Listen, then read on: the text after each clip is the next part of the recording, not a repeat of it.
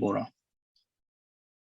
So they cannot digest the cholesterol.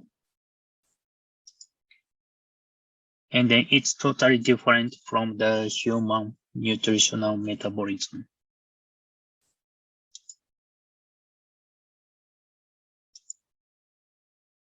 And then nowadays, some government authorities in the United States and Japan and research institutes in some other countries have concluded and then published the food consumptions, include the egg consumption, are not related to the human cholesterol health issue. So this is one of these studies show the risk of cardiovascular diseases was not related to the egg consumption.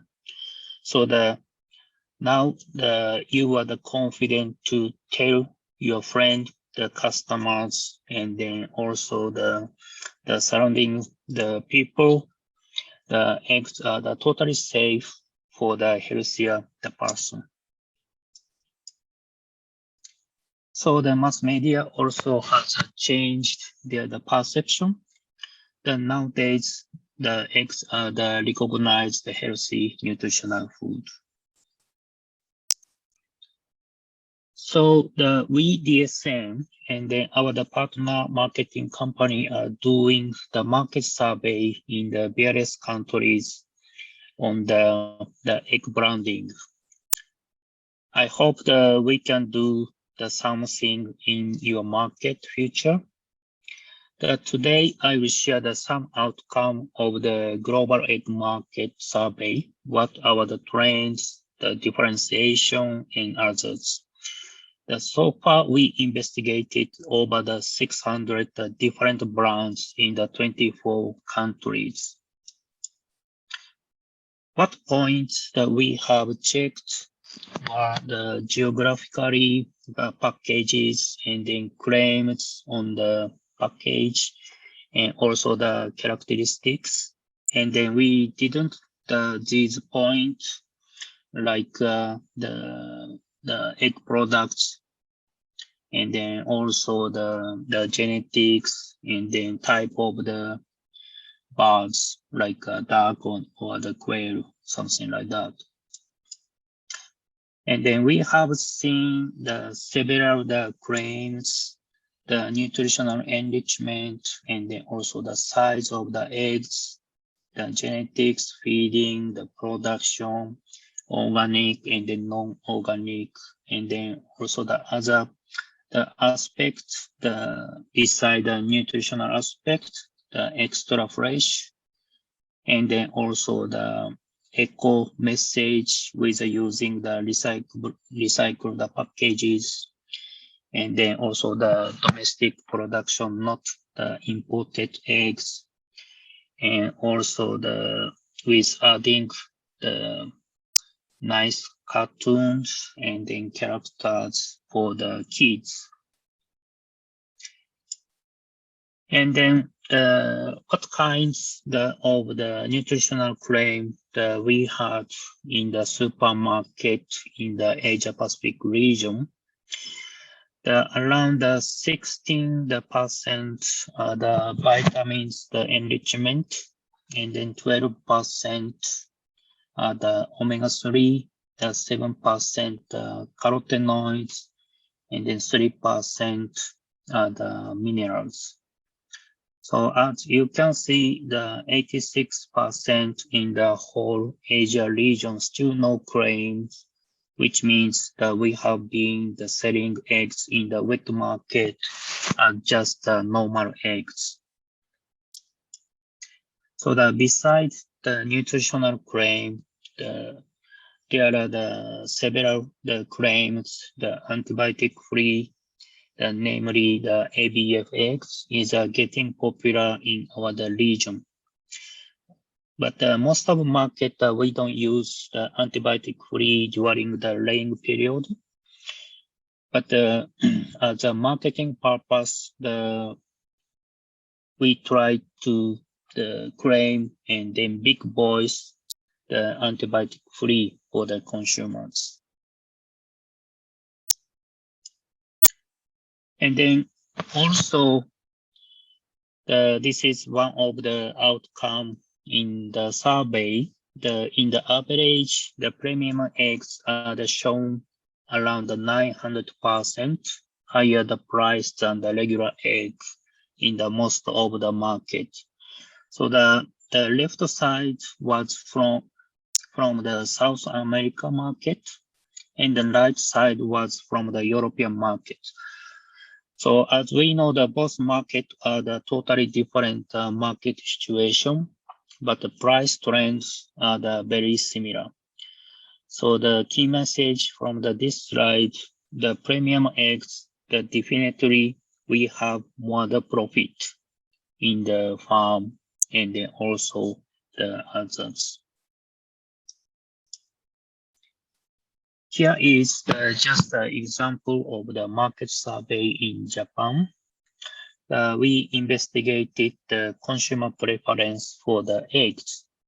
We prepared the two types of the eggs. One is the regular egg, with showing the gray line and then the blue bubble, blue circle. And then another one is a premium egg, showing the orange line. So the both types of the eggs are the required the freshness and then the yolk color, and then also the yolk lights. On the other hand, the people who buy the premium eggs, they don't mind about the egg price, but look at the nutritional facts and then other quality parameters as well as the brand. So that these are the different perspective from the people who buy the regular eggs. But the important is here, the freshness, the yolk lights, yolk colors are the highly intention for the both users. And then in the global market, when we can see that, you see the several premium eggs. So I captured just a screenshot of the Google search results after the input the premium eggs in the search box. So you can see the lots of the different type of the branded egg and also the premium eggs. And then my country in Japan is the #1 the premium egg market in the world. So the number of the premium egg is more than the 1,500 different premium egg products. So if you can come to Japan after the COVID-19 situation, you can visit to the supermarket to check the egg brands. You will see lots of the egg packages. And then I will show the several example from now. The first case study is a happy egg. So you see the yellow mold pack. This is the vitamin D enriched egg in the UK. So that they claim around 30% higher the vitamin D than the standard regular eggs. So this egg brand was developed in the collaboration with the DSM, Newcastle University, and the marketing company as well.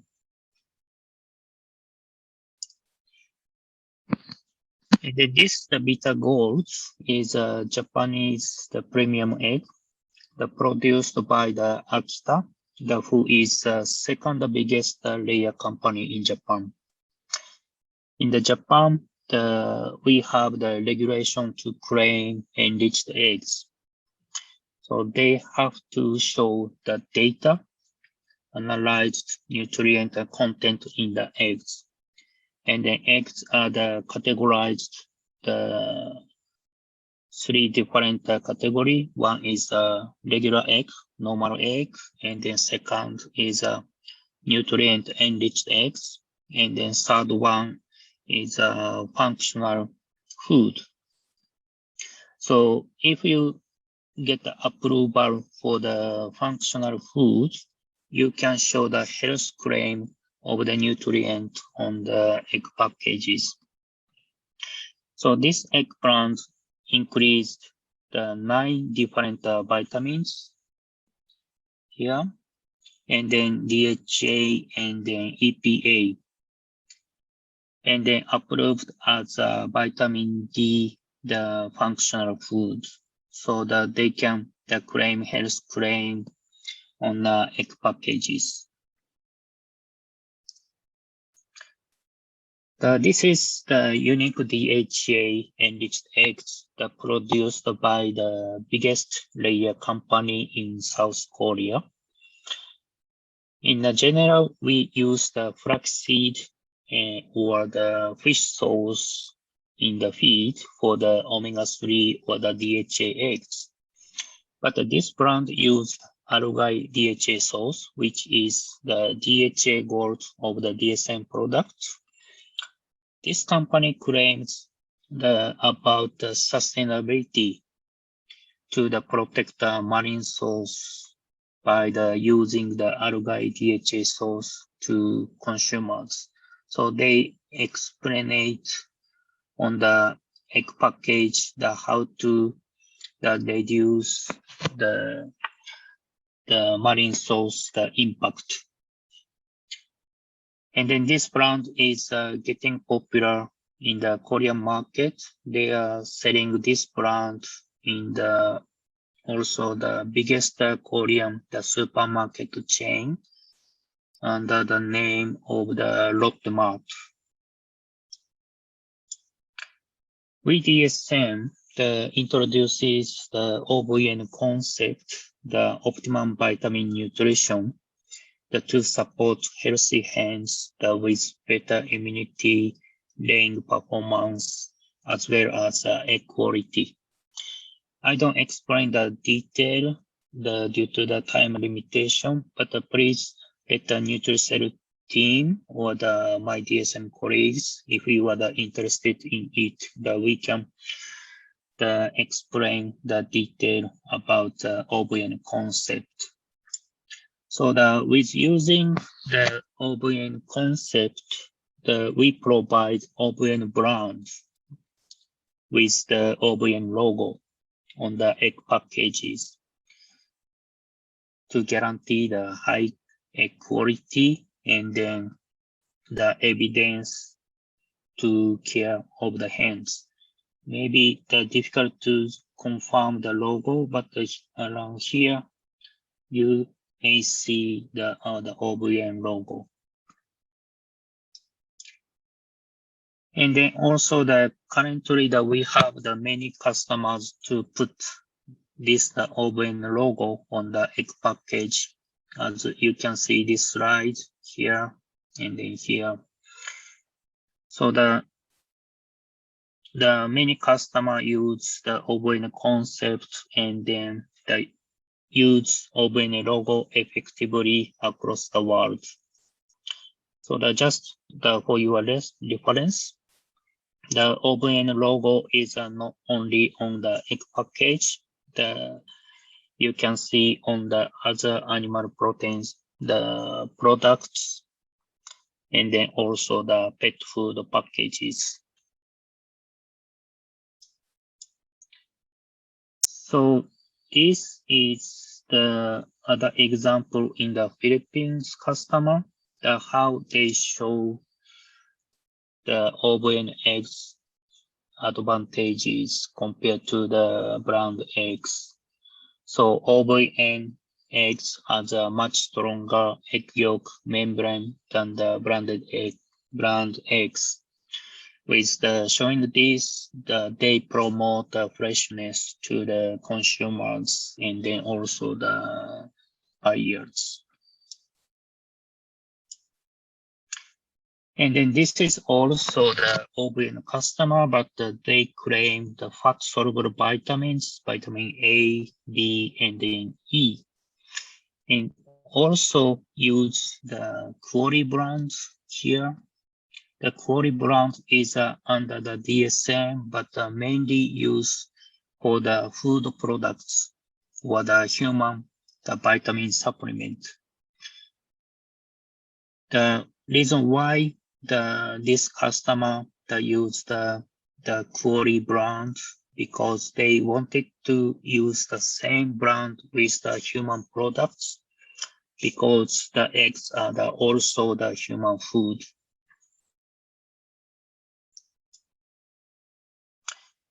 So this figure shows about the average egg yolk color in the different countries. So far, the highest market is the Hungary. It's over the 13. My country is around the 12.5, maybe.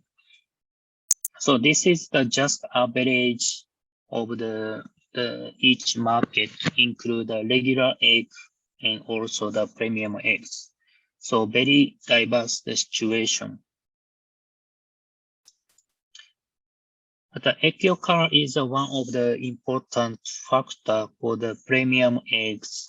As you can see, according to the market survey, the data, the egg yolk color of the premium eggs are the higher color than the regular eggs across the world. So every region that showed the higher the yolk color fan number in the premium eggs than the regular eggs.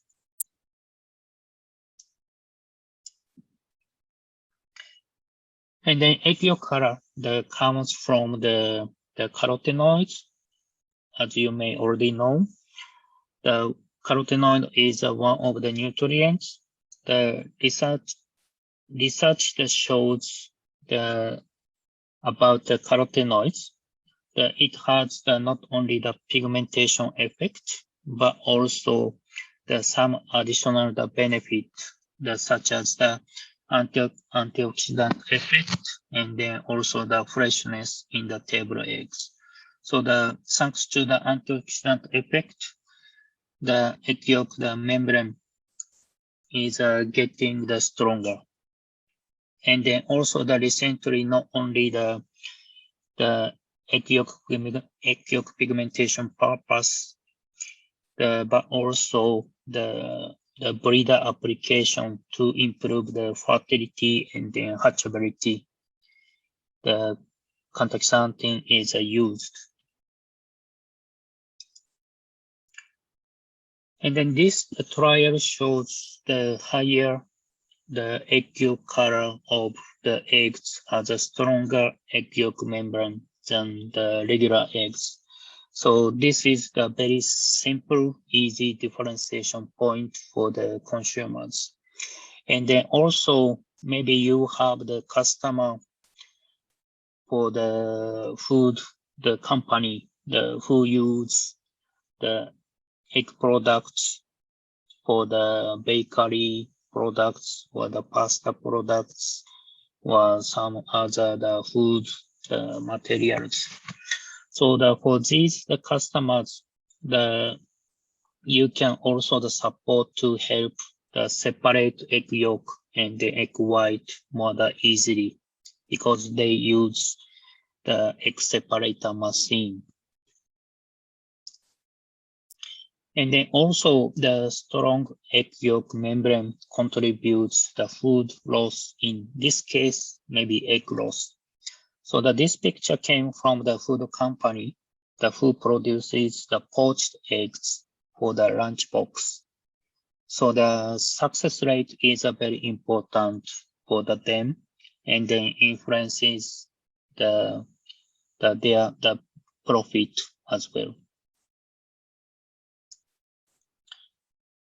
From now on, I will share how we should show the differentiation.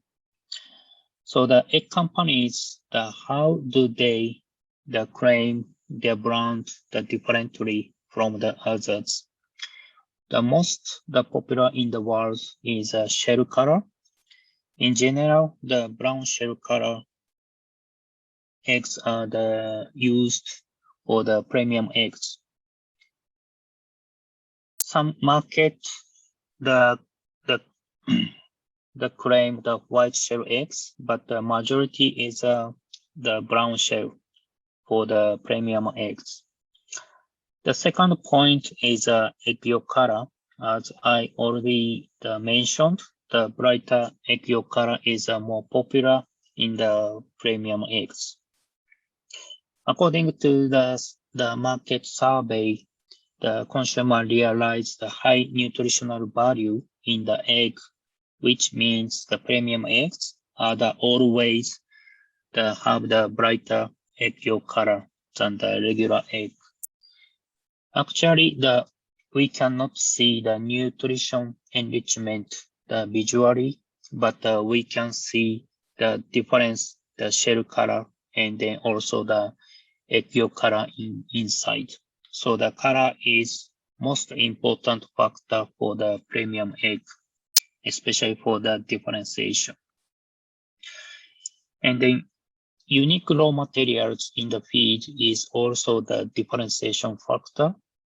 Some farms, the egg companies, claim the unique materials like rice, herb, and also the sesame seed, which are also used in the human food. Nutrients-enriched eggs are getting popular in the Asia region year by year.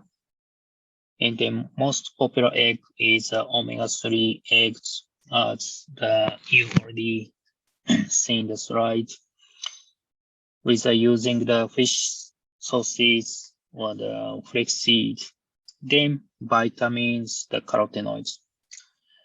Recently, some countries have a problem vitamin deficiency, especially vitamin A, vitamin D, and then folic acid. So the global organization WHO and then local governments strongly recommend the people to talk and then take the enriched the food or the supplement. So the vitamin A is influence the human eye, the function, and then vitamin D for the bone, the health, and the immunity. The folic acid for the nervous system, especially for the infant babies. So that these the three vitamins critical that we need. So we see some of the claims about the housing style, the enriched cage, the aviary system, or the free range. And then we see some of the nice package design, as I already showed previous slide. And then here is just the example of the vitamin D. There are several claims on the egg packages for the vitamin D enrichment egg.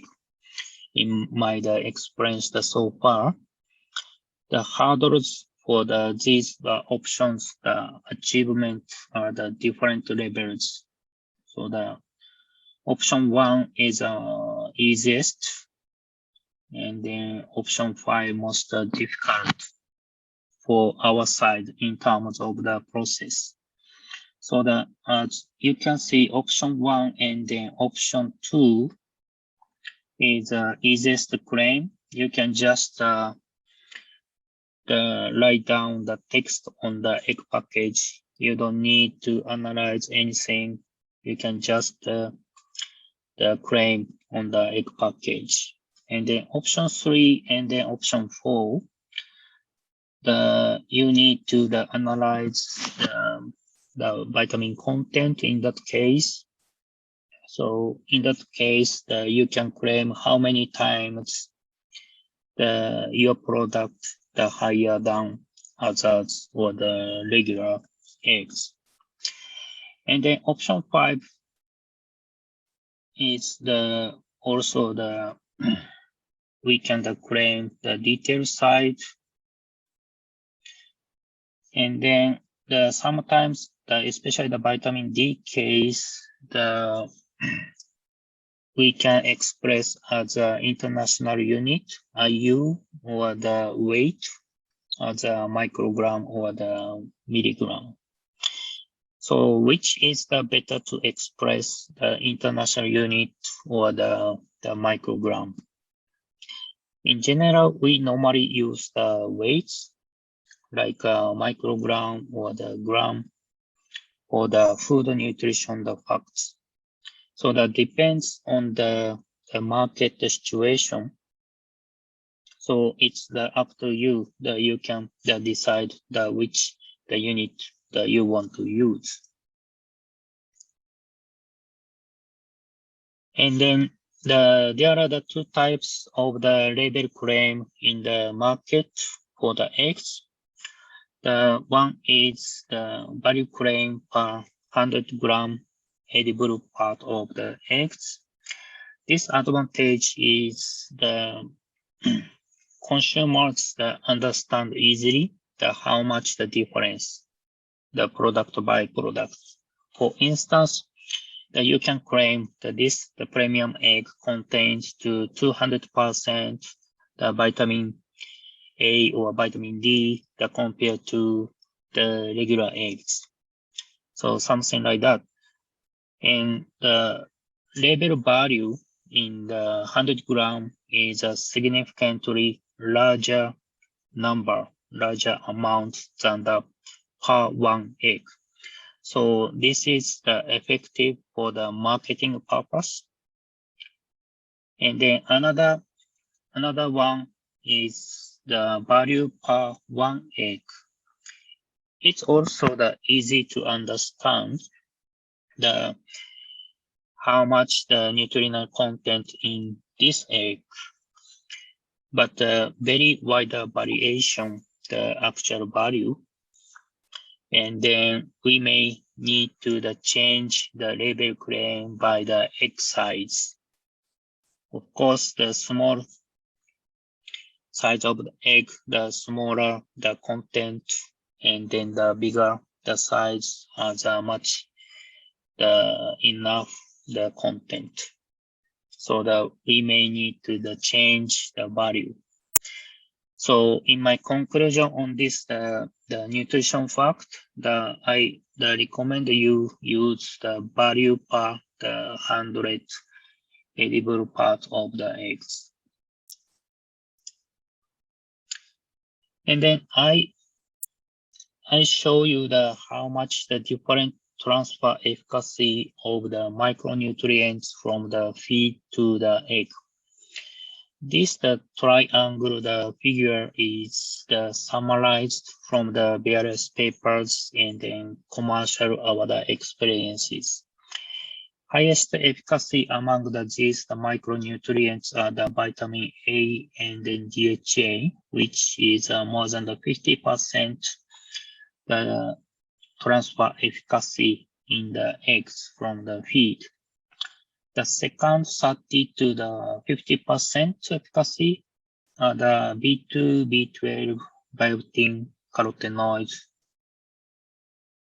And then the medium, the range nutrients are the vitamin D3, the vitamin E, selenium, the lutein zeaxanthin as a carotenoid.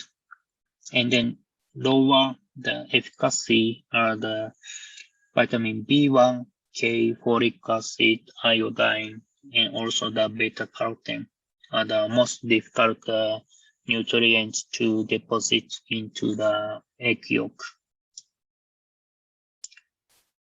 So this figure shows what kinds of the vitamins that we can increase easily. For instance, the vitamin E is the easiest one. So that reason that we often see the vitamin E enriched eggs in the market. And then we don't see so many chance about the vitamin B group enrichment eggs. So how to guarantee the nutritional level in the eggs? We have the two very important factors. The one is to understand what the minimum level of the target nutrient in the layer form. And then second point, the regular nutrients analysis is essential to understand your farm situation. As for the point one, the nutrients like vitamins, the active substances are the same, but not same quality. So we need to check the product stability before the feeding to the hens, because these micronutrients are very weak against the heat, humidity, light, and then oxygens. And then also please pay attention on the hidden poor gut health, which is the no influence laying performance, and then feed intake and the body weight, but the negative impact for the egg quality and also the egg weight sometimes. And then so far, I have the several, not only the success case, but also the failure case for the nutrient enrichment eggs.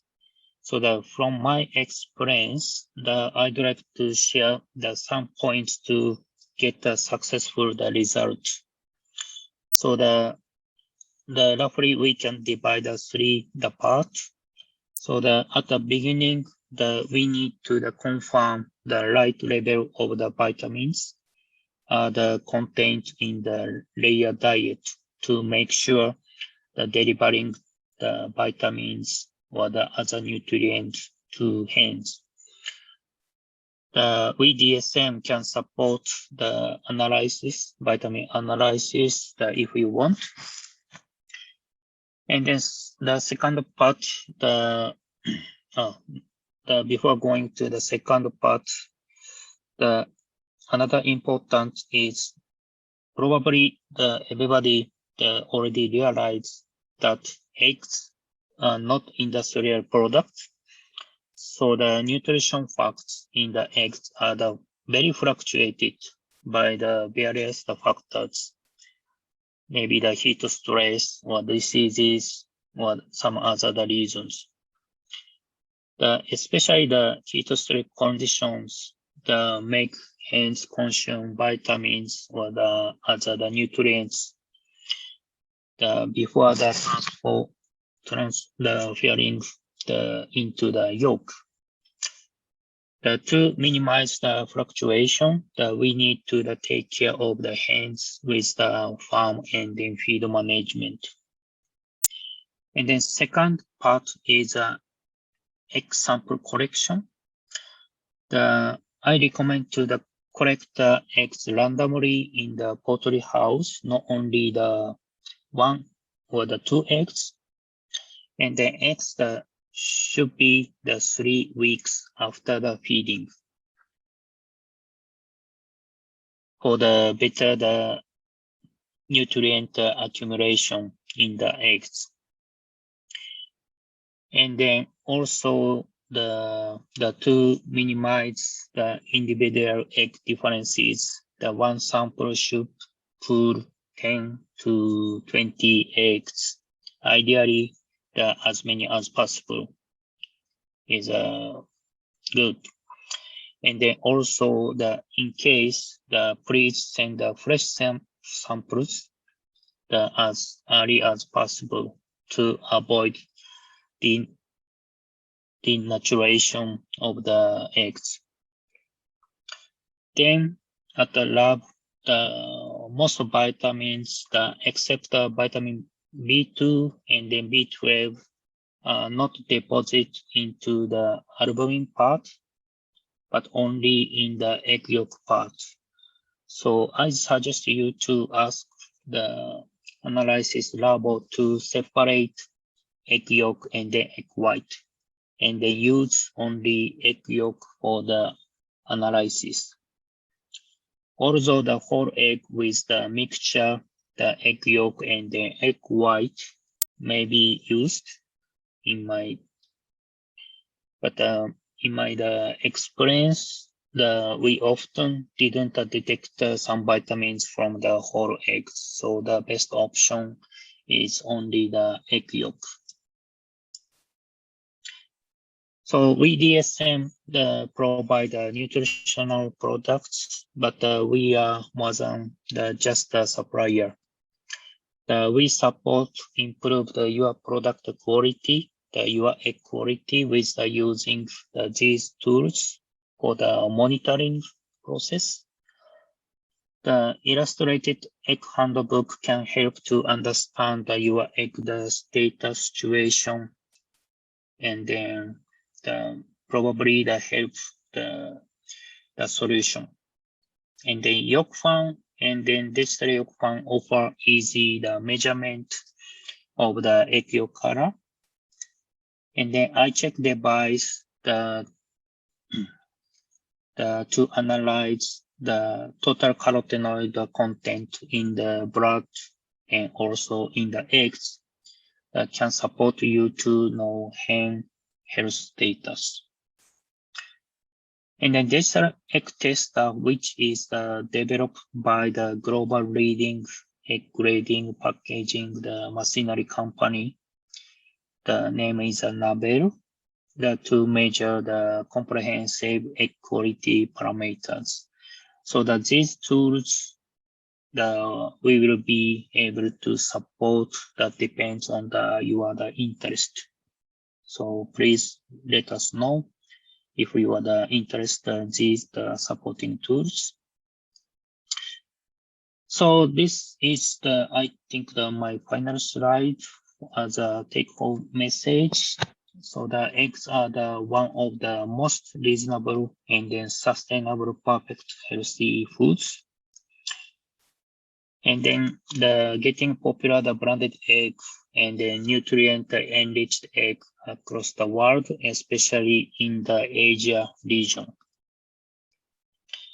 And then there are the product differentiation points, not only the nutrition aspects, as I mentioned already, and then to find the nutrients which is popular in the food industry or the cosmetic industry is a key to success as a premium egg, because the consumer knows such kind of the active substance is familiar.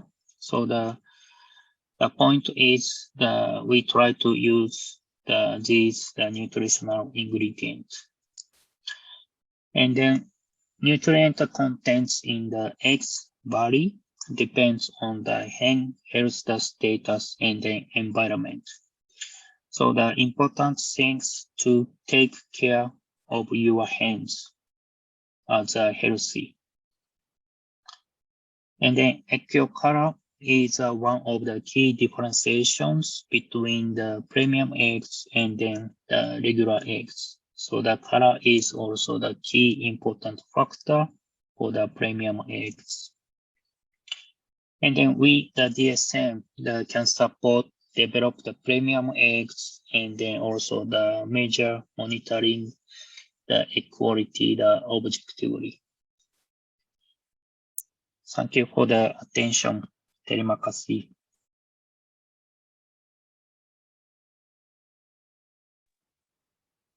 Okay, thank you very much, Dr. Take, for your presentation. It's very interesting how the nutrition can play a role in the quality of the eggs. Okay, so maybe the Q&A question, Q&A session will be after the second presentation from Mrs. Amalia. Oke, thank you. So, selanjutnya sebelum materi dari Ibu Amalia akan dilanjutkan dulu dengan resume dari Bapak Dr. Hewan Prapatan Tio Tetek MM selaku distributor account dari DSM Indonesia, distributor account manager DSM Indonesia. Kepada Bapak Tetek dipersilakan.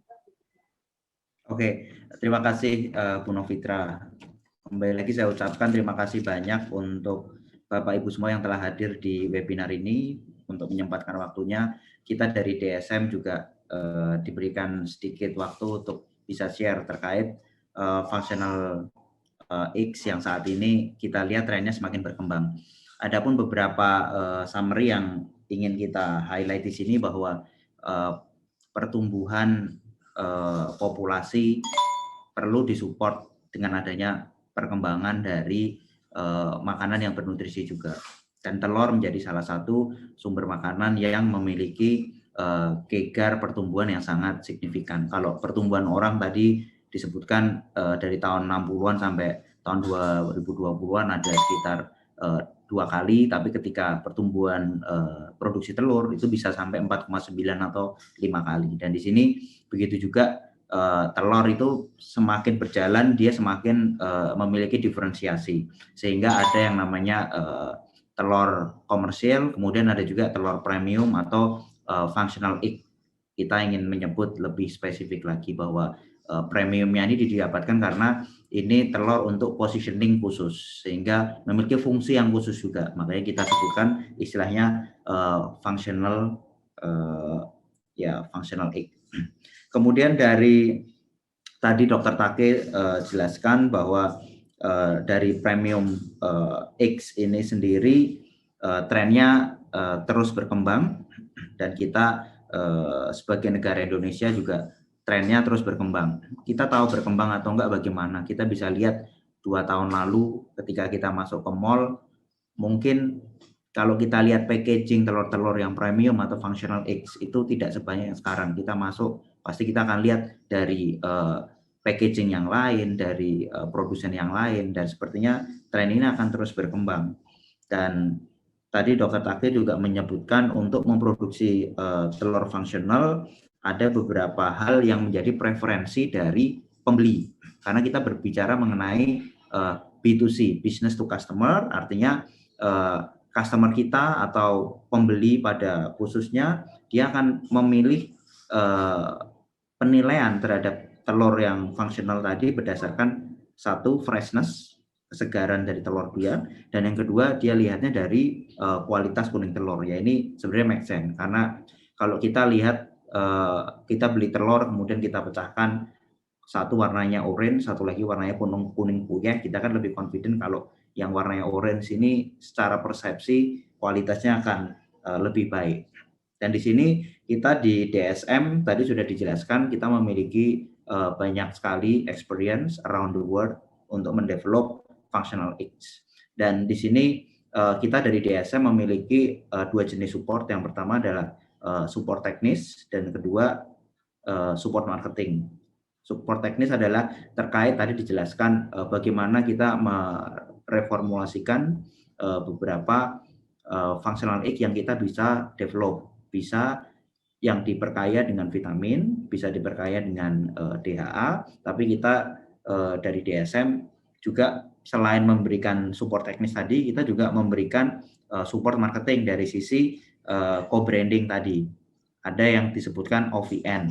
OVN itu kepanjangannya Optimum Vitamin Nutrition. Jadi logo OVN ini bisa dipakai untuk membranding telur Bapak Ibu sekalian. Kemudian yang kedua, ketika hanya spesifik untuk memproduksi telur yang diperkaya dengan vitamin D sebagai contoh, kita bisa mengimbos logo quality. Jadi ini sebenarnya common practice, karena DSM sendiri kita ada divisi human dan ada divisi pharma. Jadi kalau untuk divisi human dan pharma ini common practice, ketika Sebagai contoh, perusahaan obat A dia akan menggunakan vitamin DSM, ya dia akan bisa menggunakan logo Quali, contohnya Quali D atau folic acid untuk folic tadi. Kemudian untuk dari sisi diferensiasi produk ini yang membedakan dari produk telur curah pada khususnya itu ada beberapa poin yang harus dipertimbangkan ketika kita akan memproduksi. Yang pertama, kerabang telur. Jadi warna kerabang telur tadi disebutkan ada 6 poin. Yang pertama, kerabang telur. Kerabang telurnya harus bagus. Kalau di Indonesia preferensi kita adalah yang pertama warnanya biasanya coklat. Kemudian kita melihat poin kedua adalah warna kuning telur. Warna kuning telurnya harus orange. Kemudian yang ketiga dari pemilihan raw material pakan. Tadi dijelaskan mungkin di Jepang preferensinya dia menggunakan pakan layer itu dengan bahan-bahan baku mirip seperti makanan manusia. Kemudian yang keempat tadi terkait nutrisi yang ditambahkan. Ada yang ditambahkan apa target kita, apakah akan menambahkan vitamin, apakah menambahkan DHA, ataukah menambahkan karotenoid, untuk yang nantinya kita akan klaim telur itu sebenarnya telur yang diperkaya dengan apa. Kemudian yang kelima ada sistem perkandangan. Sistem perkandangan pun ternyata menjadi diferensiasi, yang mana tadi disebutkan ada yang free range, ada yang closed house, yang mana poinnya adalah untuk animal welfare, dan yang terakhir adalah yang membedakan desain packaging. Kalau desain packaging bisa dilihat bahwa biasanya kalau telur curah itu ya udah cuma ditaruh di lumbruk satu tempat, tapi kalau kita ngomongin functional X pasti memiliki packaging yang menarik, dan itu menjadi salah satu poin, 6 poin terkait diferensiasi produk. Terus Dr. Taki juga menyebutkan bagaimana ketika kita mendevelop functional X mengenai klaim, bagaimana kita cara mengklaim. Jadi cara mengklaimnya tadi dikategorikan dari yang paling gampang sampai yang sangat detail. Yang paling gampang itu sebenarnya yang nomor pertama, paling gampang mereka menstate bahwa ayam ini diberikan tambahan imbuhan pakan vitamin D sebagai contohnya kalau kita mau membuat vitamin D enriched. Kemudian yang kedua, di state yang ini grade-nya agak tinggi, telurnya di state bahwa telur ini diperkaya dengan vitamin D. Dan yang ketiga, ayam yang dipelihara itu diberikan suplementasi vitamin D tambahan sebagai contoh kita harus sebutkan 2 kali lebih tinggi dibandingkan rekomendasi normal. Terus keempat, yang ini levelnya agak spesifik lagi, disebutkan setiap telur mengandung berapa kali lebih tinggi vitamin D-nya dibandingkan kandungan vitamin D normal pada telur. Dan yang terakhir ini yang sangat detail dan spesifik sampai menyebutkan tentang berapa mikrogram atau international unit vitamin D yang terkandung dalam satu telur. Itu terkait untuk claimingnya.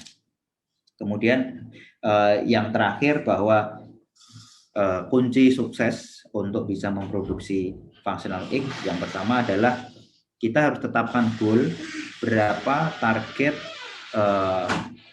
imbuhan atau zat yang akan kita perkaya di telur tersebut. Sebagai contoh, kita memiliki target untuk memiliki 500 mikrogram vitamin D di dalam telur. Nah, kita harus set up goal tersebut. Dan yang kedua, kita pastikan ayamnya sehat. Karena kalau ayamnya tidak sehat, dapat dipastikan penyerapannya kurang baik.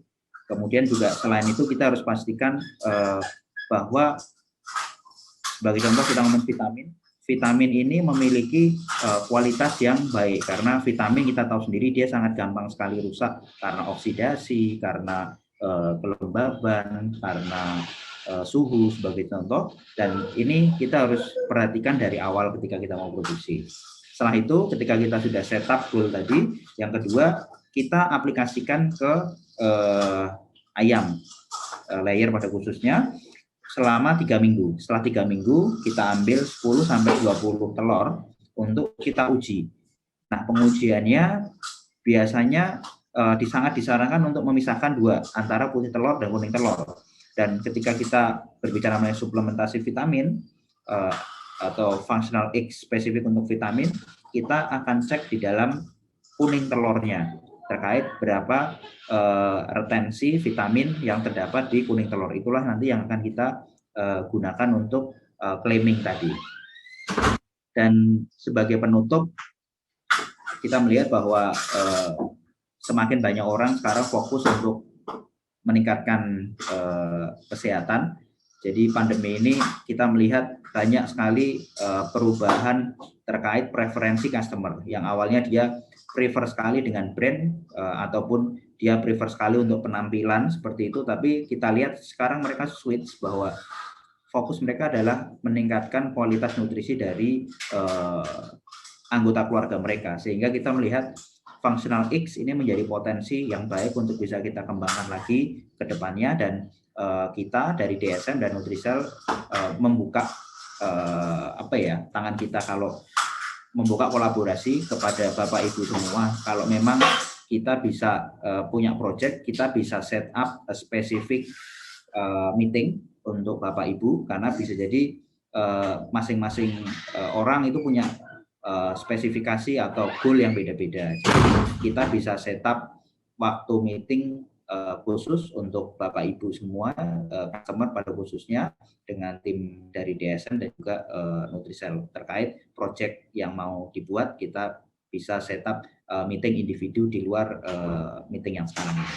Dan nanti bisa menghubungi teman-teman kita di Nutricell untuk membuat janjinya. Mungkin sekian dari Bu saya, Bu Novitra. Terima kasih banyak. And Take, thank you so much for your time. So we will have continue this session with Ibu Amalia from Nutricell. And thank you, Take, for your attending for this meeting. And we look forward to have more discussion after this session. Thank you all. Thank you, Take. Thank you. Ya, Bu Baik, Novitra. terima kasih Pak Tetek atas resumenya. Baik, selanjutnya akan dilanjutkan ke materi berikutnya dari Ibu Amalia Ihwanti, SPTMSI. Kepada Bu Amalia, silakan mulai share screen-nya. Baik, terima kasih Bu Novitra. Ya, jadi Bu Amalia ini adalah Technical Commercial Specialist di PT Nutricell Pacific. Baik, waktu dipersilahkan Bu Amalia.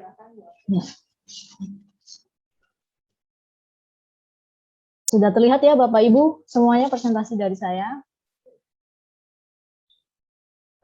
Baik, sebelum saya mulai, izinkan saya untuk menyapa rekan-rekan saya di Nutricell, rekan-rekan saya di DSM, kemudian rekan-rekan seindustri, dan tidak kalah penting Bapak dan Ibu customer yang saya hormati. Baik, pada sore hari ini izinkan saya, Amalia Ihwanti, mungkin ada beberapa yang sudah pernah diskusi bareng atau ada juga yang mungkin baru pertama kali lihat saya. Saya adalah Technical Commercial Specialist di PT Nutricell Pacific. Izinkan kali ini saya berdiskusi atau sharing dengan Bapak Ibu sekalian mengenai functional eggs. Baik.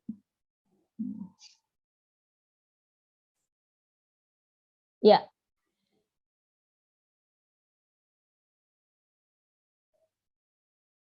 Melalui slide ini sebetulnya saya ingin menyamakan persepsi kita bahwa telur, khususnya telur ayam itu memiliki fungsi yang sangat beragam. Di antaranya adalah untuk kesehatan tulang dan otot, kemudian untuk kecantikan juga, serta untuk pertumbuhan, dan tidak kalah penting untuk support nutrisi bagi ibu-ibu hamil dan menyusui. Dan pastinya ketika Bapak dan Ibu mengidamkan badan yang ideal, telur juga bisa menjadi salah satu solusinya. Seperti itu.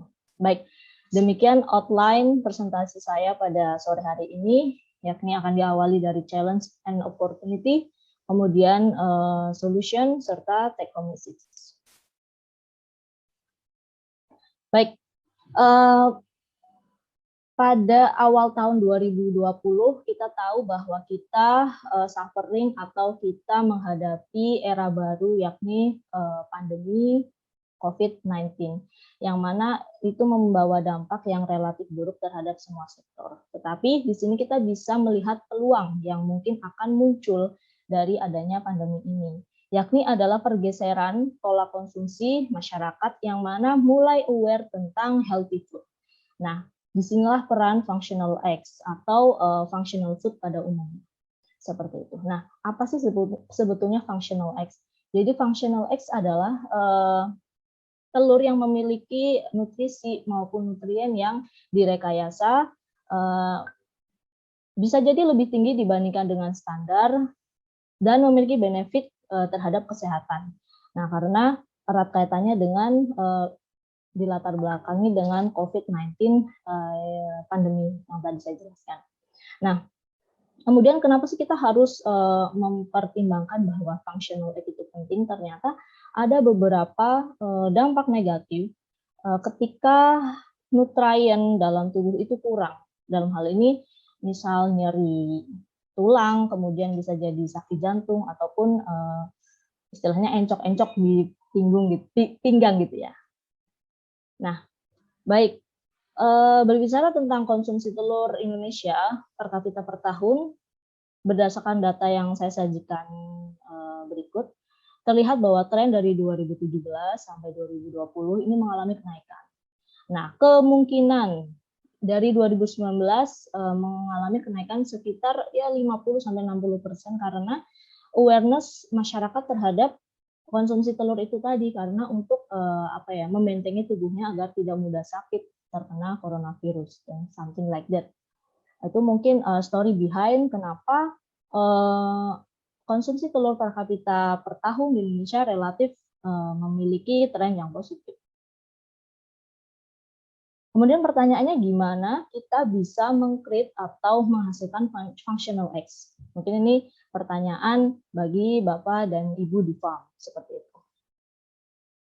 Ada beberapa solusi yang bisa kita tawarkan, yakni misalnya tadi Dr. Take juga sudah menyebutkan bahwa adanya suplementasi vitamin D, kemudian suplementasi karotenoid atau antioksidan, kemudian ada juga mineral enrichment, dan tidak kalah penting juga adanya suplementasi dari omega 3 seperti itu. Ya, berikut adalah data trial kita di lapang yang menggunakan produk Carophil Red dari DSM, yang mana kita ketahui bahwa karotenoid itu memiliki dua fungsi. Pertama adalah untuk pigmentasi, yang mana pure estetik, dan yang kedua adalah selain pigmentasi, Carophil juga memiliki fungsi pada bagian antioksidan. Jadi yang mana kita ketahui bahwa karotenoid merupakan salah satu sumber antioksidan. Seperti itu. Nah, mungkin pada gambar sisi kiri ini adalah telur yang belum direbus, kemudian pada sisi kanan telur yang sudah direbus. Terlihat perbedaan, tetapi memang ada penurunan antara telur yang direbus dengan telur yang tidak direbus. Tetapi keduanya memiliki konsistensi atau stabil ya, maksudnya dari skor warnanya tidak berbeda nyata antara yang Carophil Red yang sebelum direbus dengan yang sesudah direbus, seperti itu. Ya, berbicara tentang warna memang kaitannya dengan estetik atau selera konsumen pada umumnya. Tetapi yang perlu kita ketahui bahwa ternyata di produk kami ini bukan hanya sekedar pigmentasi warna, tetapi juga peningkatan level antioksidan atau level karotenoid di dalam egg yolk atau kuning telur itu sendiri, seperti itu. Ya, hal ini dibuktikan dengan adanya preferensi dari consumer. Jadi dari data ini menyebutkan bahwa consumer lebih menyukai warna kuning telur yang orange kemerah-merahan dibandingkan dengan yang kuning pucat, seperti itu. Intinya data ini ingin menceritakan pada kita fenomena demikian. Kemudian, ya, tentunya untuk menghasilkan hasil yang maksimal, tentu saja harus kita tahu bahwa spektrum warna kuning telur yang diterima oleh mata kita adalah idealnya 400 nanometer sampai 600 nanometer. Sedangkan ketika kita ingin menghasilkan hasil yang optimal, kami sarankan untuk penggunaan kombinasi antara klorofil yellow dan klorofil red karena kaitannya dengan spektrum warna yang tadi saya jelaskan. Seperti itu. Ya, ini gambar di sini adalah beadlets, walaupun kelihatannya jelek, tapi ini menggambarkan bahwa produk klorofil ini memiliki stability yang kuat atau tingkat stabilitasnya relatif tinggi. Kenapa? Karena dia dimodifikasi dengan teknologi spray drying coating ya. Jadi di coating dengan spray dried. Kemudian ukurannya relatif kecil sehingga dia mudah untuk menyerap seperti itu, kurang lebih seperti itu. Ya. Demikian adalah data stability dari produk klorofil red. Ini data ilmiahnya. Nah, produk ini akan stabil mau dia dicampur dengan premix ataupun dengan feed seperti itu. Ya, kemudian lalu bagaimana caranya kita membuktikan bahwa level karotenoid itu ada atau level karotenoid itu meningkat setelah pemberian beberapa treatment tertentu. Nah, nyatanya DSM bekerjasama dengan Nutricell memprovide atau menyediakan alat yang dinamakan dengan ImmunEgg. Nah, fungsinya apa? Fungsinya untuk mengukur atau menganalisa kadar atau level karotenoid di dalam darah maupun di dalam produk. Misalnya di dalam telur ataupun di dalam darah. Nah, kalau memang kita bicara level karotenoid di dalam telur atau produk ini, tentunya akan membawa dampak positif terhadap Bapak dan Ibu sekalian dalam hal komunikasi marketing untuk pemasaran telur-telur tersebut. Tapi kalau kita bicara tentang level karotenoid di dalam darah, tentunya ini akan sangat relate atau berkorelasi positif terhadap level antioksidan di dalam darah, sehingga bisa kita hubungkan dengan kesehatan usus atau performance di dalam kandang seperti itu. Mungkin ini bisa dikombin dengan beberapa parameter lain. Ya, yang kemudian adalah bahasan selanjutnya kita beralih kepada suplementasi omega 3. Kenapa poultry atau ayam petelur sebaiknya disuplementasi dengan omega 3 karena mungkin ada di slide setelahnya. Karena poultry itu tidak memiliki ruminal microbes seperti yang ada di ruminan sehingga dia tidak memiliki keterbatasan dalam mencerna asam lemak, intinya seperti itu. Sehingga kalau kita beri suplementasi dalam bentuk omega 3 secara langsung itu akan mempermudah organ pencernaannya untuk mendeposisi omega 3 tersebut ke dalam produk telurnya seperti itu. Ya, seperti yang kita ketahui bahwa omega 3 ini terdiri dari DHA, kemudian EPA serta alpha linolenic acid.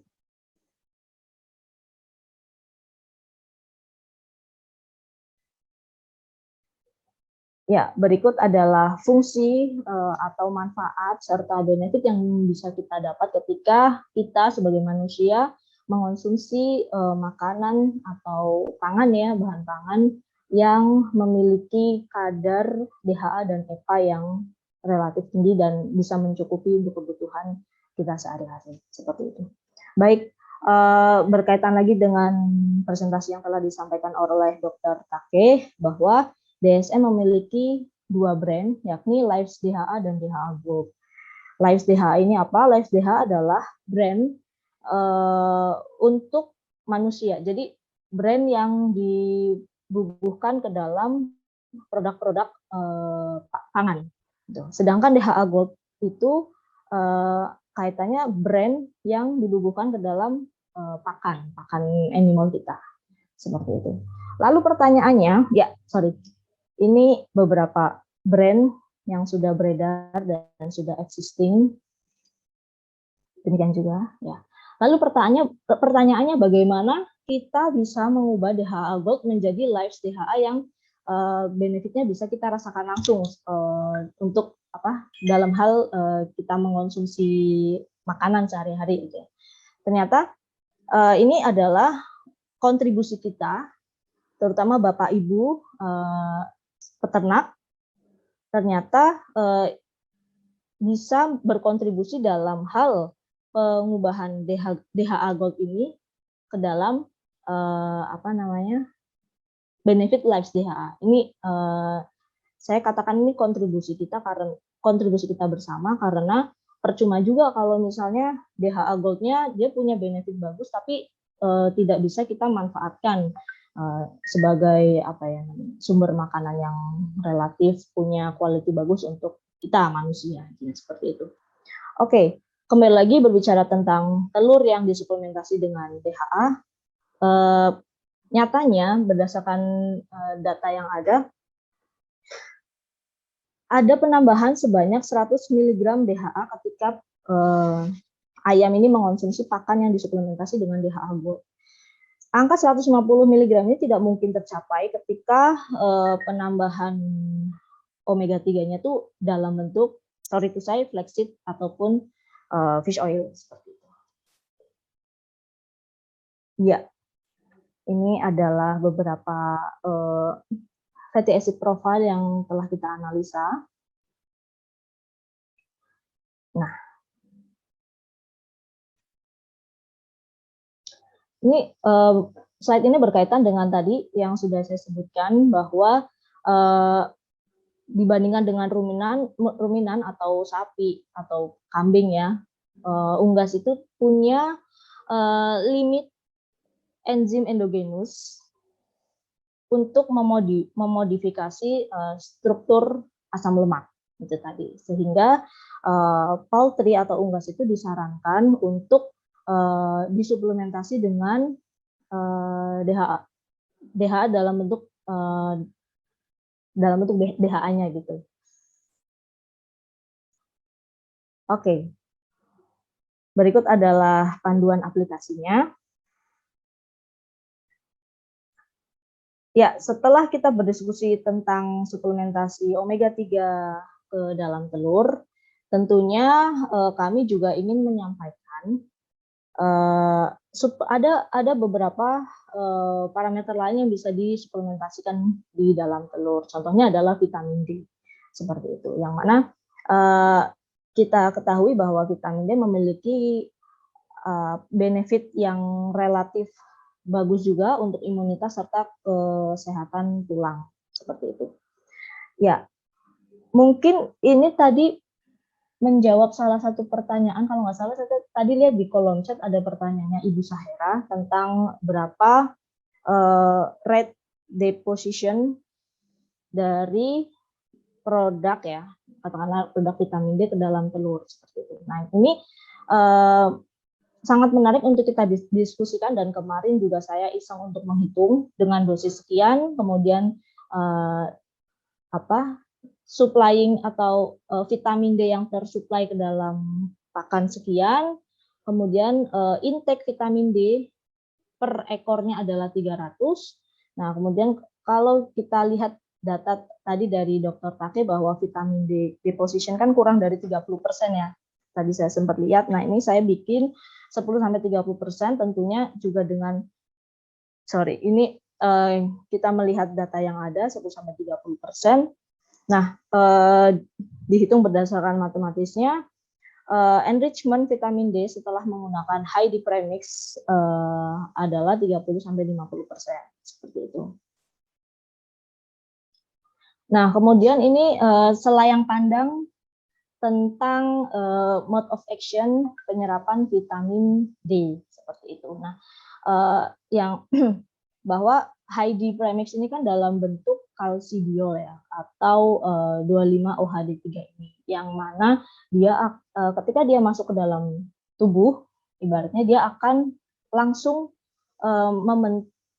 ditransfer menjadi bentuk aktif, yakni kalsitriol. Nah, kalsitriol inilah yang nantinya akan dimanfaatkan oleh tubuh.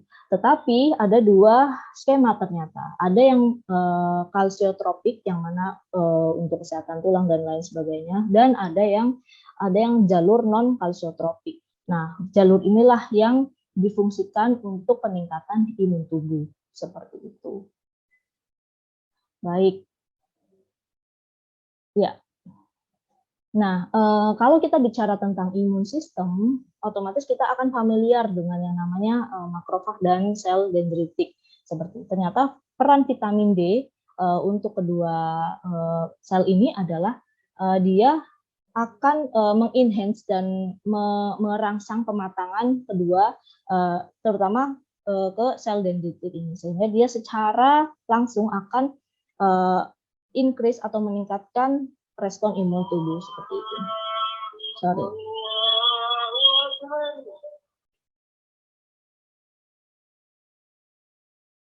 Ya. Nah, kaitannya dengan vitamin D terhadap COVID-19 ya, atau respon imun tubuh. Nah, ini disajikan oleh Grassroots Health Nutrient Research Institute. Dari data ini kita tahu bahwa seseorang akan memiliki risiko yang tinggi terhadap paparan COVID-19 ketika dia memiliki level vitamin D yang relatif rendah atau di bawah angka kecukupan, seperti itu.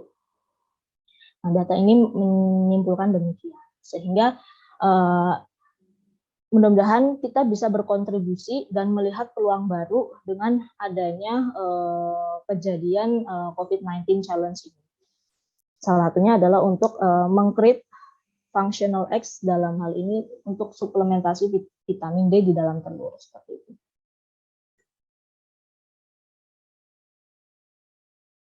Ya, dari data ini disebutkan bahwa suplementasi HID pada case ini dia bisa meningkatkan 4 kali kadar vitamin D dibandingkan dengan telur normal pada umumnya. Seperti itu. Ya, baik, setelah tadi kita bicara tentang vitamin D, kemudian omega, serta satunya karotenoid gitu kan. Nah, tidak lupa juga saya ingin menyampaikan bahwa mineral enrichment pun penting. Karena apa? Karena ini erat kaitannya dengan kualitas telur. Dalam hal ini kerabang. Karena dipungkiri atau tidak, decision to buy atau keputusan pembelian customer itu akan dipengaruhi oleh cita rasa atau selera. Pasti customer itu akan melihat at least kerabangnya tebal nggak ya, atau kerabangnya coklat nggak ya, atau kerabangnya puyeh nggak ya. Nah, ketika customer masih mempunyai selera yang sama, yang mana kita tahu bahwa masyarakat Indonesia memiliki selera terhadap kerabang telur yang relatif coklat. Nah, sehingga disitulah peluang kita bagaimana kita memodifikasi nutrien sehingga muncul hasil atau muncul input berdasarkan hipotesa kita sebelumnya, seperti itu. Ya, nah ini ada beberapa tools yang tadi sudah saya sebutkan sebelumnya, bahwa iCheck ini adalah tools untuk mengecek atau menganalisa secara rapid atau secara cepat level karotenoid di dalam darah maupun di dalam produk. Kemudian, nah, actual color. Nah, ini menarik karena apa? Karena mungkin bisa jadi kita itu Nutricell menjadi salah satu pionir ya untuk mengkuantify data yang kualitatif. Jadi bagaimana misal kita melihat satu warna telur ya, mungkin kata Bu Novitra itu coklat ke merah-merahan, cuma belum tentu kata saya itu coklat ke merah-merahan, bisa jadi menurut saya itu coklat ke hitam-hitaman. Nah, kalau persepsi kita saja tidak sama tentang suatu objek, otomatis kita tidak akan punya standar seperti itu. Nah, inilah ibaratnya inovasi dari kami, bagaimana kita membuat scoring warna kerabang telur dalam hal ini, seperti itu. Sehingga nanti bisa bisa kita support untuk kita buatkan standar, sehingga pengaruhnya apa? Pengaruhnya adalah untuk Bapak dan Ibu bisa mengkomunikasikan ini terhadap pembelinya, ibaratnya seperti itu, bahwa ini telur saya ini grade 1 karena warnanya relatif lebih coklat dibandingkan telur saya yang grade 5, sehingga di situ ada peningkatan margin yang kita harapkan seperti itu. Kemudian yang terakhir adalah kita mengukur ketebalan cangkang juga, ketebalan kerabang. Kenapa? Fungsinya apa? Fungsinya adalah ternyata kerabang yang tebal itu memiliki efek positif terhadap daya simpan telur. Semakin tebal kerabang, semakin dia lama disimpannya, karena dia akan menghalangi entah itu bakteri atau entah itu udara yang masuk seperti itu. Nah, kaitannya eggshell thickness ini lebih ke daya simpan telur seperti itu. Baik, di slide terakhir saya ini take home message-nya mungkin hanya kutipan ya. Jadi saya ingin menyampaikan bahwa ketika kita hanya fokus pada satu problem, pandemik atau apalah, COVID dan lain sebagainya, ya kita akan menemukan, kita akan punya problem lain gitu. Ketika kita hanya fokus di satu problem. Tetapi kalau kita fokus bahwa mungkin ini peluang ya, jadi pandemi ini apa ya kira-kira sesuatu yang bisa kita klik. Contohnya misal functional egg, kayaknya oke juga nih functional egg, bisa kita jual, bisa kita komunikasikan dengan brand-brand tertentu. Nah, maka di situ kita akan punya opportunity lain. Demikian saya Amalia, terima kasih.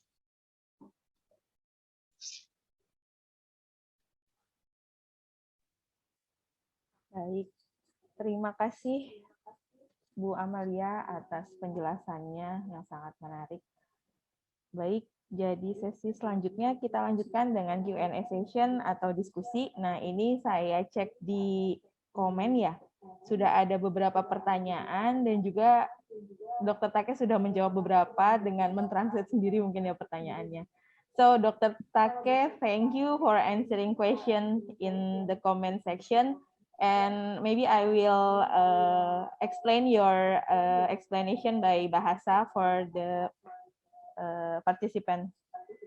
Baik, jadi saya akan membacakan beberapa pertanyaan. Ini dari Bu Sahera ya, customer kita dari Goldcoin.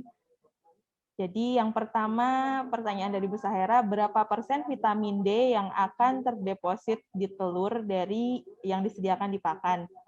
Misalnya kalau di pakan 4.000 IU, berapa estimasi yang dideposit di telur? Nah, ini sudah dijawab oleh Dr. Take. Jadi jawaban dari Dr. Take adalah jika kita memberikan 4.000 unit vitamin D pada pakan, jadi dia akan ditransferkan ke telur sekitar 3 mikrogram atau 110 unit per 100 gram edible whole egg.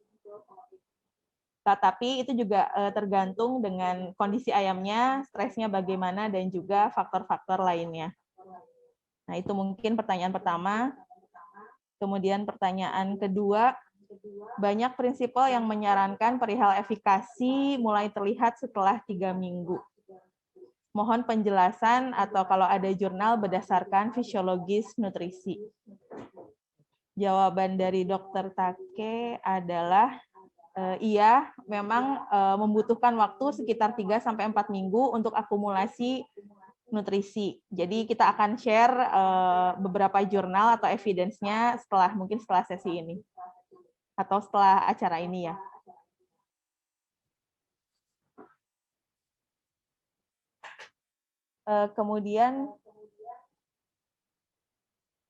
Kemudian yang nomor 3, apakah persentase deposisi di telur untuk vitamin dan mineral bisa dikatakan sama?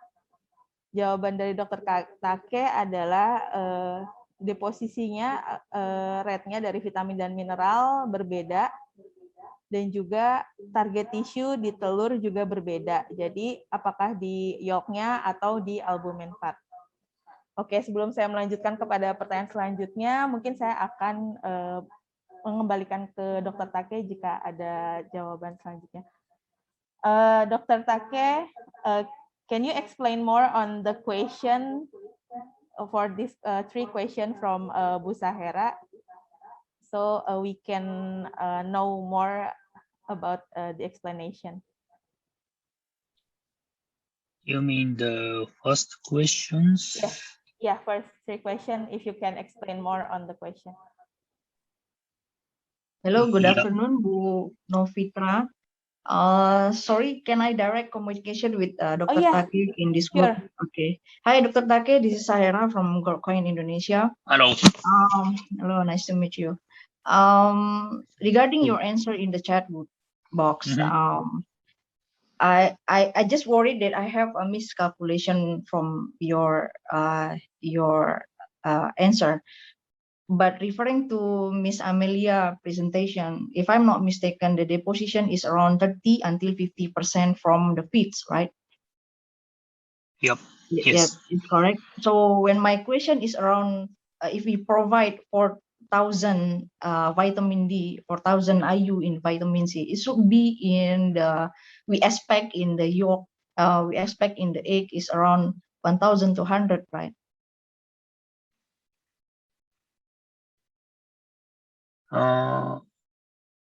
No, in the eggs, in my calculation is the 110 IU as 100 gram the edible food.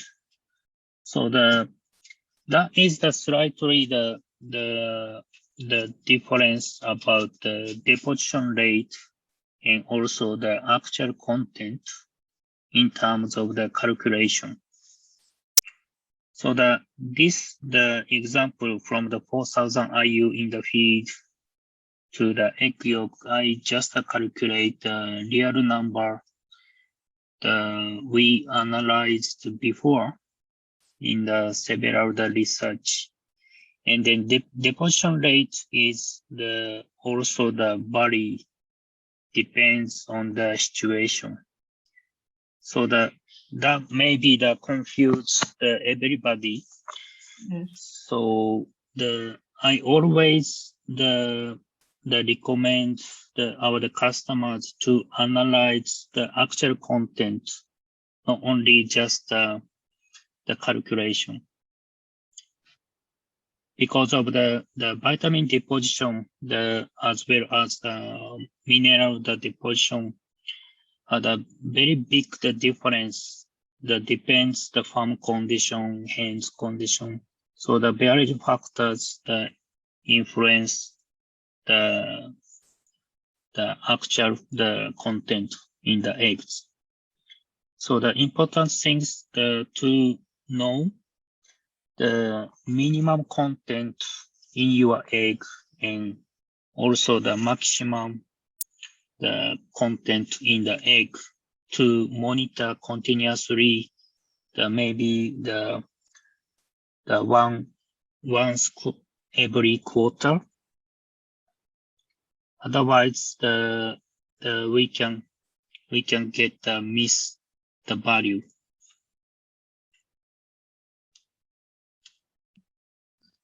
I get the point that yes, I agree that the level deposition in the eggs will be interfered by the stress on the management, not only from the providing from the feed, but my question is, if you have data, how much the minimum deposition from vitamin D from feed to the eggs? I thought the previous slide from Miss Amelia is Miss Amelia is around 30 until 50%. But when I calculate again from 4,000 IU, but you only answer around 120 or 110, if I'm not mistaken. So that one is far away from 30% even. And then also maybe the difference the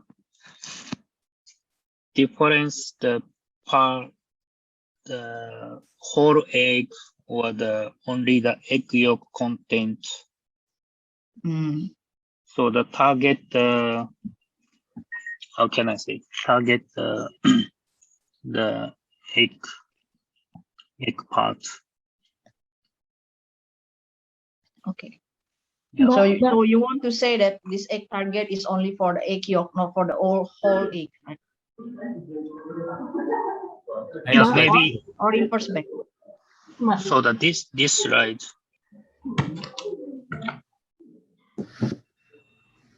Okay, so that this slide was conducted in the Sydney University in the Australia. So Okay.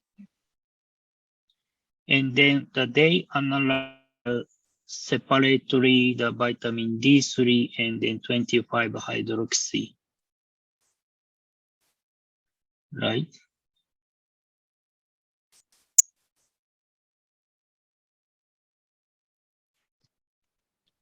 Okay, I get the point. Thank you.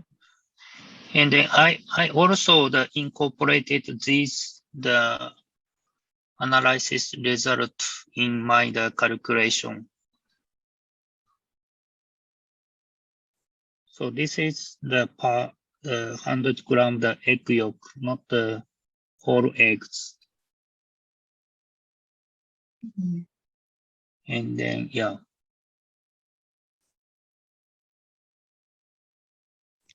Okay, Halo, thank you. Bu Zahira. Ya, halo Mbak. Ya Bu. Jadi perhitungan yang tadi saya cantumkan itu mungkin hanya estimasi gitu ya Bu ya. Cuma kalau memang dibutuhkan, I will share the Excel file calculation to you in case you need it sih. Oke, thank you. Oke. Jadi dan itu untuk specifically untuk high premix ya Bu ya.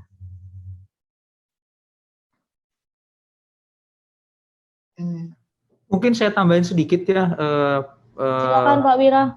Bu Zahira. Jadi dari tabel yang tadi dibuat juga nanti Amalia tolong dilengkapi ya. Itu kan ada total vitamin D3 ya, yang normal maupun suplementasi kita bilang. Kalau D3 aja kan sebagian kita akan konversi ke 25-OH-D3.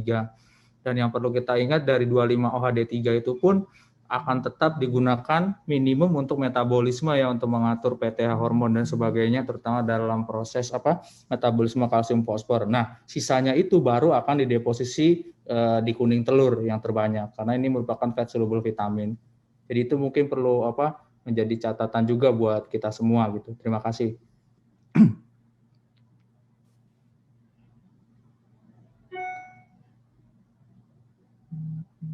Baik, terima kasih atas jawabannya. Thank you, Dr. Take, for answering. Untuk Bu Zahira, mungkin kita bisa membuat sesi lain lagi untuk membahas ini lebih jauh. Baik. So, the next question is from...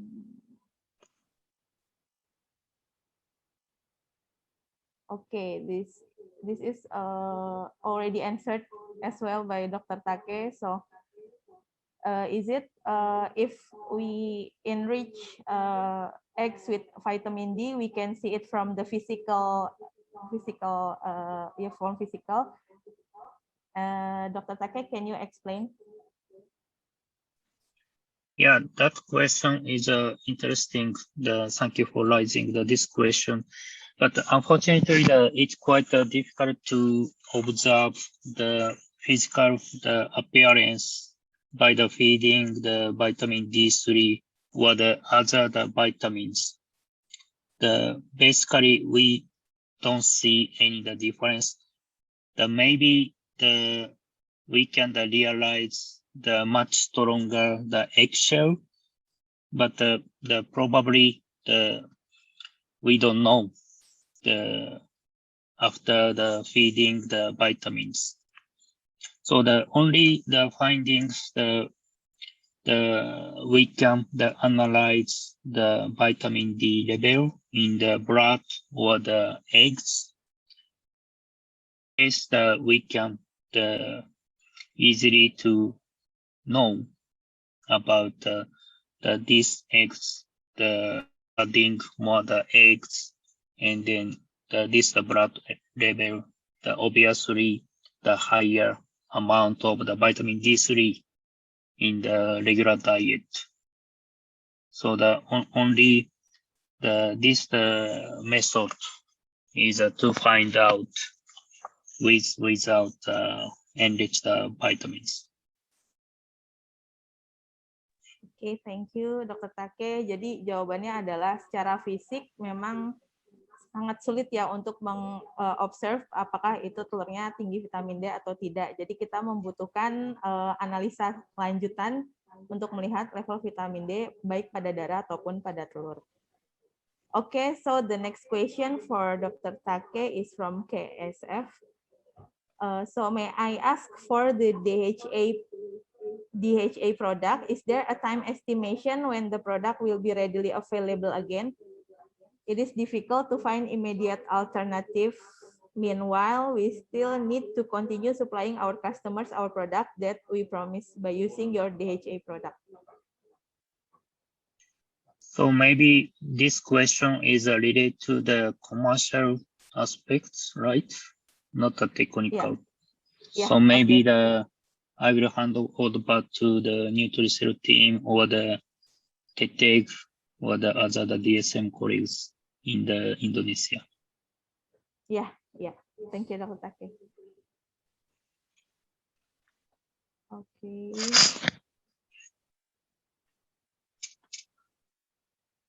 Okay, so other question is the question about the closed house system, of layers. So is there the absorption of feed additive? Sorry. Pardon.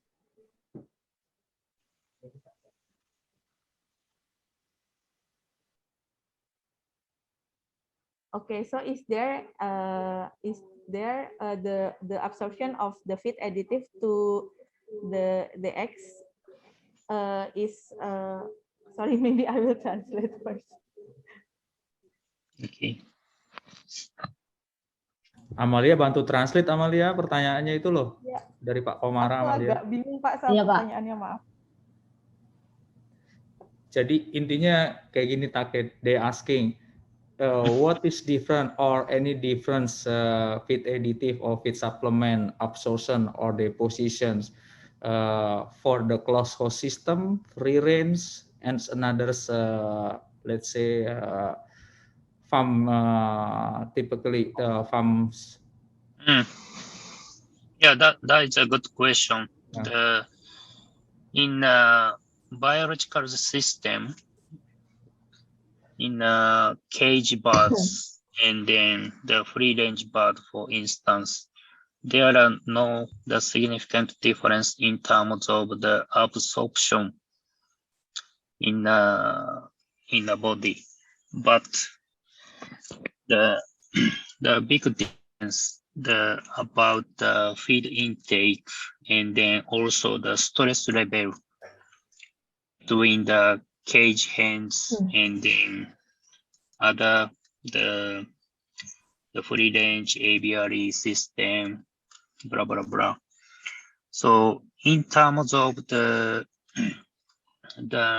stress level, the cage style is one of the best. Because for instance, the free range hens is always looking at the surround by themselves, and then also the feeding level that depends on the birds. So it's quite difficult for us to control strictly in terms of the feeding level.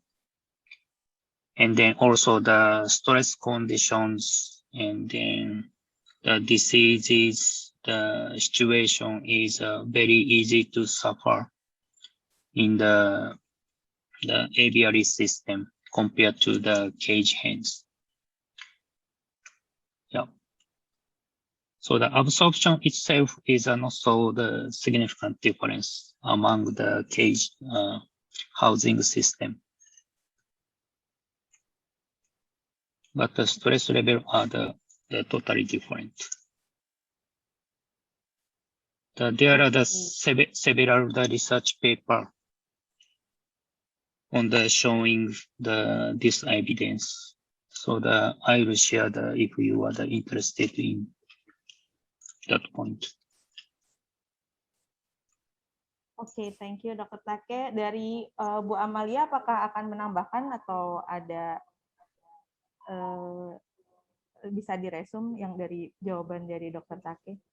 Ya, intinya tadi dari penjelasan Dr. Take bahwa adapun free range maupun open house ataupun closed house itu terhadap penggunaan dosis tidak berpengaruh signifikan seperti itu. Tetapi memang yang perlu digarisbawahi adalah kaitannya dengan manajemen, otomatis ini kan akan relate dengan stress management. Nah, jadi apa ya, maksudnya lebih ke kontrol stresnya aja kalau menurut saya ya.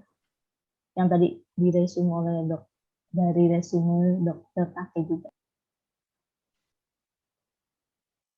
Baik, terima kasih Bu Amalia. Nah, kemudian ini ada pertanyaan dari Ibu Ardia. Berapa kandungan vitamin D3 dalam telur yang bisa diklaim sebagai telur dengan kandungan D3 yang tinggi? Baik, ini mungkin sudah saya jawab juga di kolom chat bahwa kandungan vitamin D dalam hal ini adalah sekitar 51,7 IU per X seperti yang tadi saya cantumkan di PPT. Tetapi memang ini nanti saya coba bantu cek lagi di standar SNI telur berapa. Nah, untuk menghasilkan telur dengan standar yang kita pengen klaim bahwa telur ini memiliki standar yang kandungan nutrien D3 yang lebih tinggi dibandingkan dengan standar, at least kita harus punya nutrien di telur kita tuh at least lebih tinggi dibandingkan SNI seperti itu. Cuma nanti juga saya bisa bantu cek untuk standar maksimalnya berapa, jadi seperti itu. Begitu Ibu Ardia. Kemudian untuk Pak Beni, ya Pak, nanti saya share via WhatsApp atau email file calculation-nya. Terima kasih. Baik, terima kasih Bu Amalia. Kemudian ini ada satu lagi pertanyaan terakhir ya untuk Dr. Take dari Ibu Ong Citra Puspitasari. So, Dr. Take, how much vitamin D that can be included or added in the feed? Do you mean the maximum level of the vitamin D3? Yes, the level. Yeah, the level. So the maximum level, you can put as much as possible, but on the other hand, we consider the toxic level. It's around 50,000 IU per kg feed. So in the commercial application, I have experience to use around 20,000 IU to the 25,000 IU for the vitamin D3 and vitamin D enrichment egg. But biologically, you can use around 3,000 IU as a safety margin. From the scientific papers, several researchers confirmed around up to the 50,000 IU is safe. Yeah, and then also some of the symptoms of the overdose of the vitamin D3, you can see some of the feed intake, the reduction in the hands. And then after that, we observed some of the calcification in the soft tissues if you can open the bars. And then after that, the hands cannot survive anymore. So that if you see some of the feed intake, the reduction after the increase the vitamin D3, we need you need to take care of their health. Oke, thank you Dr. Take. So dari Mbak Amalia ada yang mau ditambahkan juga dari pertanyaan ini?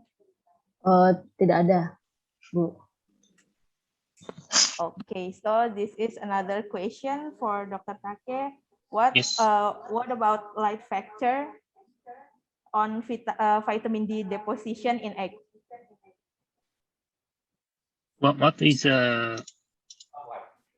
sunlight factor on vitamin D deposition in egg? Sorry, I don't catch up the question. They asking about the sunlight and the lightings. Is it any effect with the vitamin D depositions? No, in terms of the deposition, not relevant from the sunlight. From the sunlight, for instance, the free range birds, they can observe the lots of the sunlight from the outside, and then sunlight stimulate the vitamin D synthesis, but the absorption rate is always regulated by the 25 vitamin D3. So the absorption rate of the vitamin D3, which is cholecalciferol, is regulated by the 25 hydroxy D3. So there's no change in the theory. Oke, thank you Dr. Take. Jadi jawaban untuk Mas Rahmat, jadi tidak ada tidak ada efeknya terhadap deposisi vitamin D pada telur kalau dari cahaya. Oke, thank you Dr. Take for answering our questions and for the explanation. So we will move to another session. Thank you very much. Thank you. Baik, jadi sesi selanjutnya adalah mungkin yang ditunggu-tunggu ya. Jadi masih ada satu Mbak Opit, Pak Beni. Mbak Opit, maaf itu Pak Beni. Maaf, saya baru lihat Pak. Oke, Dr. Take, there is another question from Pak Beni, our customer in East Java. So when you apply high vitamin D in the feed, what are the factors that need to be addressed to increase the toxicity level of the hen to vitamin D3? So do you mean the capacity of the toxicity level? Increase the capacity to the toxicity? Yes. Unfortunately, it's impossible to increase the allowance, the toxicity level. So yeah, so that is quite challengeable for us to increase our safety margin. So another point is that to reduce the toxicity, I can recommend you to use the 25 hydroxy D3.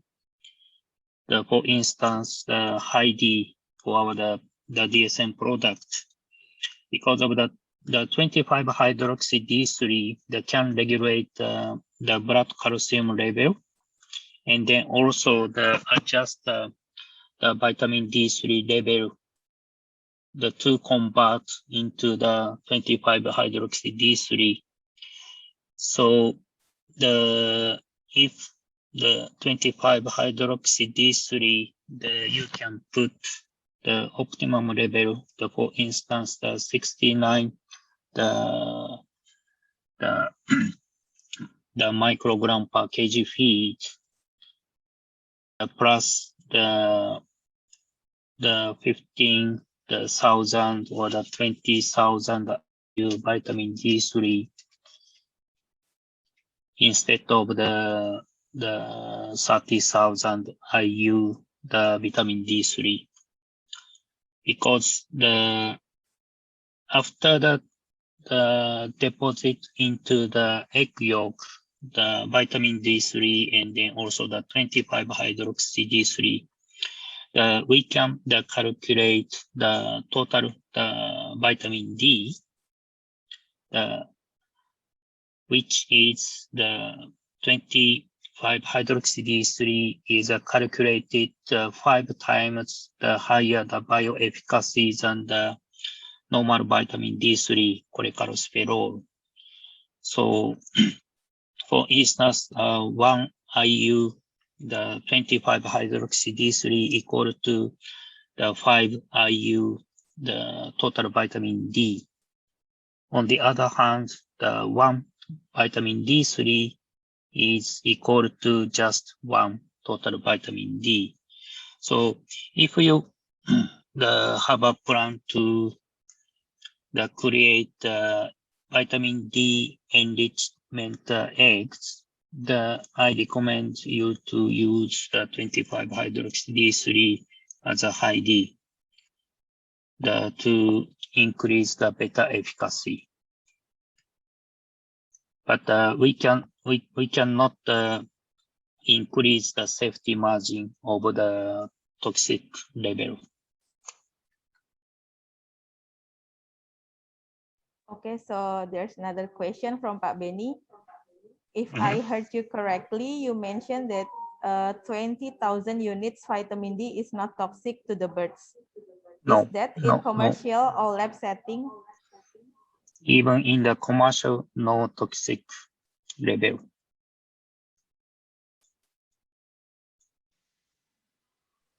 All right. I confirmed around the 25,000 IU level. I don't see any negative effect.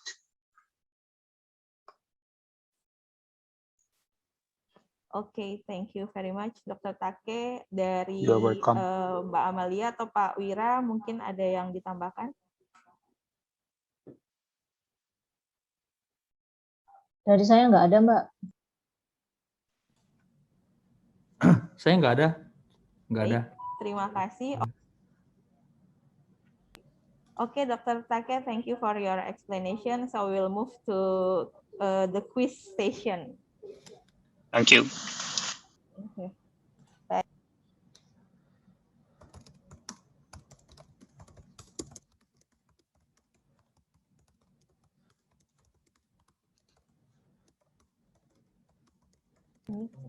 Oh, maaf tadi commute. Baik.